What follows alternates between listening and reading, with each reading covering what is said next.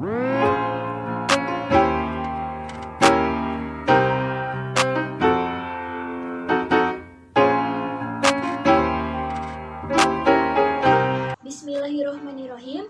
Assalamualaikum warahmatullahi wabarakatuh. Perkenalkan, nama saya Lia Nur Fatimah dengan NIM 1182060060 dari semester 5 kelas B, Prodi Pendidikan Biologi, Universitas Islam Negeri Sunan Gunung Jati, Bandung. Nah, pada video kali ini saya akan melakukan praktikum pada mata kuliah Fisiologi Hewan. Adapun judul praktikum kita kali ini yaitu alat indera. Nah, pada praktikum kali ini saya akan melakukan dua kegiatan, di mana pada kegiatan pertama yaitu merupakan praktikum mengenai indera penglihatan atau mata, sedangkan pada kegiatan praktikum yang kedua yaitu mengenai indera pembau. Baik, langsung saja kita lakukan kegiatan praktikum yang pertama, yaitu mengenai indera penglihatan atau mata. Nah, mata merupakan salah satu organ indera yang paling sering digunakan di antara kelima indera lainnya. Selain itu, mata juga merupakan organ yang bereaksi terhadap cahaya dan berfungsi sebagai indera penglihatan yang masuk dari sistem saraf sensorik.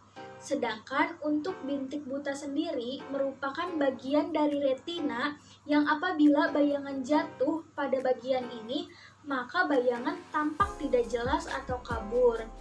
Kemudian apa sih tujuan dari praktikum indera penglihatan ini? Nah, tujuannya adalah untuk mengetahui bintik buta. Kemudian alat dan bahan yang digunakan pada praktikum kali ini yaitu untuk alat dan bahannya sendiri ada kertas manila, penggaris, pensil, spidol, gunting, dan juga penghapus. Langkah pertama, sediakan kertas manila ukuran 3x14 cm, kemudian buatlah tanda positif dan tanda titik dengan garis tengah 2 mm pada kertas dengan jarak antara plus dan titik sejauh 10 cm. Langkah kedua, peganglah kertas dengan tangan kiri sejauh 50 cm di depan mata, tanda titik dipasang di sebelah dalam. Langkah yang ketiga, pusatkan pandangan mata kiri pada tanda titik dan mata kanan ditutup. Langkah yang keempat, dengan mata kiri tetap berpusat pada tanda titik, dekatkan kertas perlahan-lahan hingga tanda positif hilang dan tampak kembali. Ukurlah dan catatlah ke dalam tabel pada jarak berapa tanda positif hilang dan pada jarak berapa pula tanda positif tampak kembali. Ulangi percobaan hingga 3 kali. Langkah yang kelima, balikan letak tanda titik dan ulangi prosedur di atas dengan mata kanan juga sebanyak 3 kali.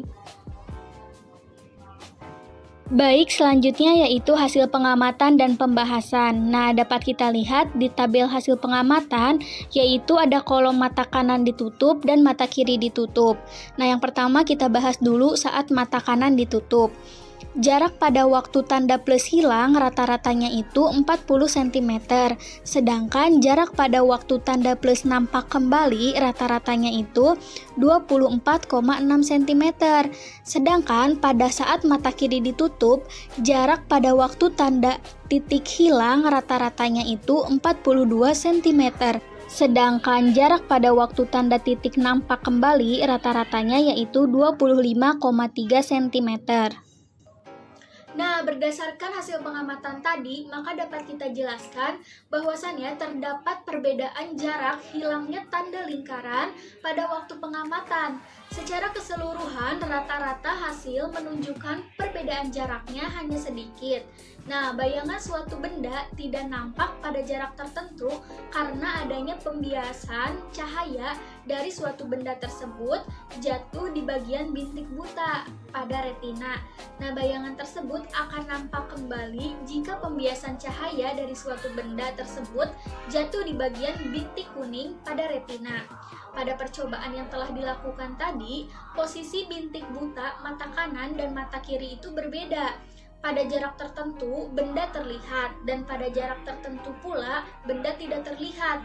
Ketika benda tidak terlihat pada jarak tertentu, hal ini disebabkan oleh pembiasan cahaya dari benda tersebut jatuh di bagian bintik buta pada retina, yang cahayanya jatuh pada bagian yang tidak mengenai sel-sel batang dan kerucut, sehingga tidak ada impuls yang diteruskan ke saraf optik. Sebaliknya, jika pembiasan cahaya dari suatu benda jatuh di bagian bintik kuning pada retina, maka benda dapat terlihat. Baik, untuk selanjutnya saya akan menjawab beberapa pertanyaan pada praktikum kita kali ini. Nah, untuk pertanyaan yang pertama yaitu, apakah yang dapat kamu katakan tentang tanda positif dari hasil pengamatan? Jawabannya, dari hasil pengamatan di atas, tanda positif itu digunakan untuk mengetahui titik atau jarak bintik buta yang dimiliki oleh setiap orang. Hal ini bisa terjadi jika bayangan dari tanda positif tersebut masuk ke daerah bintik buta. Nah, lanjut ke pertanyaan yang kedua, yaitu pada jarak tertentu tanda positif hilang dan pada jarak tertentu yang lain akan tampak kembali. Apa sebabnya? Jawabannya, pada jarak tertentu tanda positif hilang karena tanda tersebut dibiaskan masuk ke dalam bintik buta, sehingga tanda tersebut akan hilang dan tidak terlihat. Hal ini disebabkan karena pada bintik buta tidak mempunyai sel reseptor cahaya, sehingga pada saat tanda tersebut muncul kembali, karena retina sudah mampu menangkap cahaya, sehingga bayangan akan tampak jelas dan dapat terlihat kembali. Pertanyaan yang ketiga yaitu, adakah hubungan antara peristiwa tersebut dengan peristiwa buta warna? Jelaskan. Jawabannya, tidak ada hubungannya. Karena buta warna adalah suatu kelainan yang disebabkan oleh ketidakmampuan sel-sel kerucut mata untuk menangkap spektrum warna tertentu. Selain itu, buta warna juga bisa terjadi akibat faktor genetis. Nah, lanjut ke pertanyaan yang keempat, yaitu orang yang pindah dari tempat yang terang ke tempat yang gelap, tiba-tiba penglihatannya menjadi berkurang atau pandangan menjadi gelap. Ada kesamaan dengan hilangnya tanda positif pada percobaan tadi. Jelaskan. Nah, jadi orang yang berpindah dari tempat yang terang ke dalam ruangan yang gelap secara tiba-tiba, penglihatannya menjadi berkurang.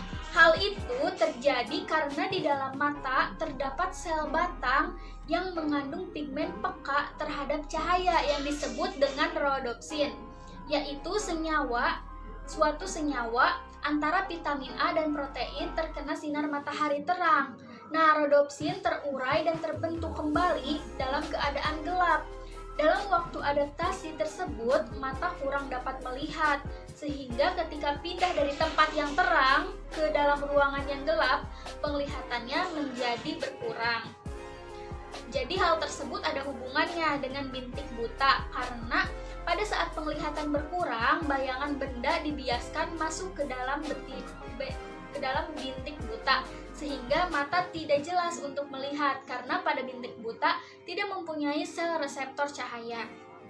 Kita lanjut ke pertanyaan yang kelima, yaitu dalam mengerjakan percobaan tadi, apakah mata Anda melakukan akomodasi? Apakah yang dimaksud dengan akomodasi itu? Nah, jawabannya iya, melakukan akomodasi karena otot silindris berkontraksi dengan lensa menebal untuk menangkap cahaya, sehingga objek yang dekat dapat difokuskan pada retina, sehingga akomodasi adalah kecembungan lensa mata yang dapat berubah-ubah, dapat menebal atau menipis yang membuat pandangan menjadi fokus. Selain itu, akomodasi juga merupakan proses di mana otot-otot silindris mengubah panjang fokus lensa mata untuk memfokuskan benda-benda yang jauh atau yang dekat dengan jelas pada retina. Pertanyaan yang terakhir yaitu pertanyaan yang keenam, orang yang lanjut usia umumnya memakai kacamata. Jelaskan peranan kacamata tersebut.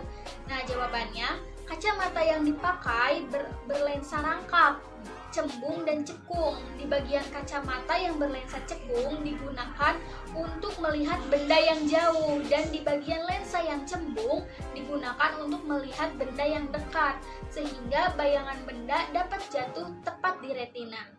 Nah, itu dia beberapa pertanyaan pada praktikum kita kali ini. Baik, berdasarkan praktikum yang telah dilakukan tadi, maka dapat kita simpulkan, jadi bintik buta adalah daerah tempat saraf optik meninggalkan bagian dalam bola mata dan tidak mengandung sel konus dan batang.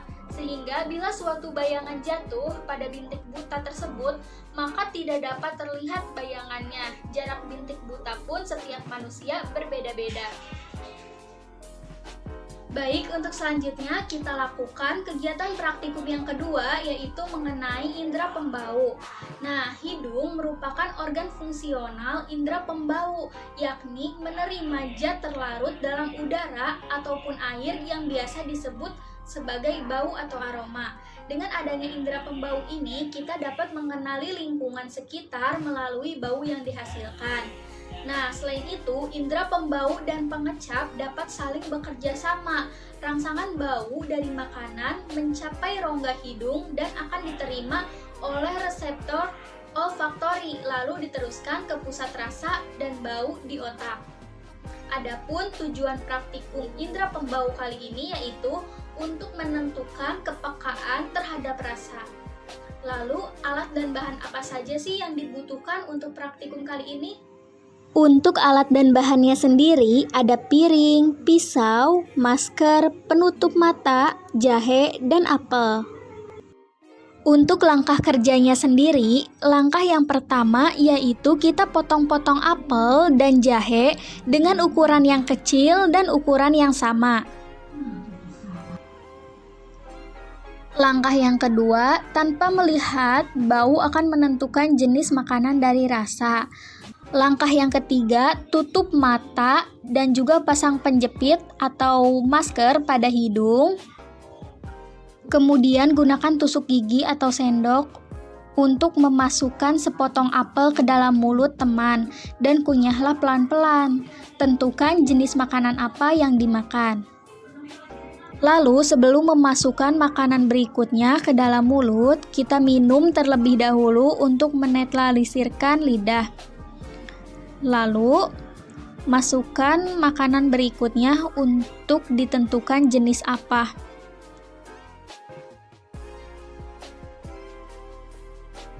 Langkah yang keempat, lepaskan masker penutup hidung, lalu lakukan lagi langkah yang di atas dengan memberikan rasa makanan setelah dan sebelum tercium baunya.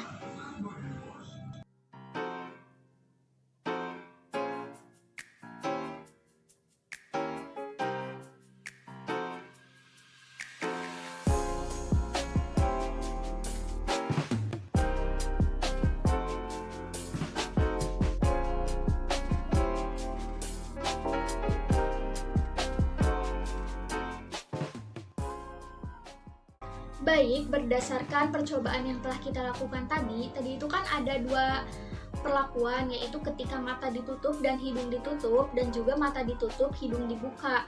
Nah, pada percobaan yang pertama, ketika mata ditutup dan hidung ditutup, sebenarnya kita tidak dapat merasakan dengan jelas makanan yang masuk. Mungkin pada jahe dapat dirasakan sedikit ada rasa pedas dan hangat, sedangkan pada apel tidak begitu jelas.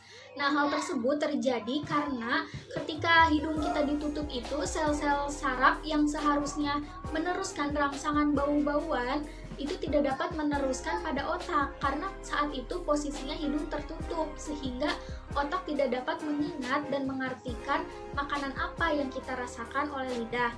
Nah, selanjutnya saat mata kita ditutup namun hidung dibuka, nah kita dapat mencium aroma-aroma yang akan kita makan, seperti aromanya jahe itu seperti apa, itu bisa kita tebak, dan aromanya apel itu seperti apa, sehingga saat dimasukkan ke dalam mulut itu kita bisa tebak bahwa itu adalah jahe dan juga apel. Sangat berbeda ketika hidung kita ditutup dan saat hidung kita dibuka. Nah, berdasarkan praktikum yang telah dilakukan, maka dapat kita simpulkan bahwasannya indera pembau dan pengecap dapat saling bekerja sama. Rangsangan bau dari makanan mencapai rongga hidung dan diterima oleh reseptor olfaktori, lalu diteruskan ke pusat rasa dan bau yang ada di otak.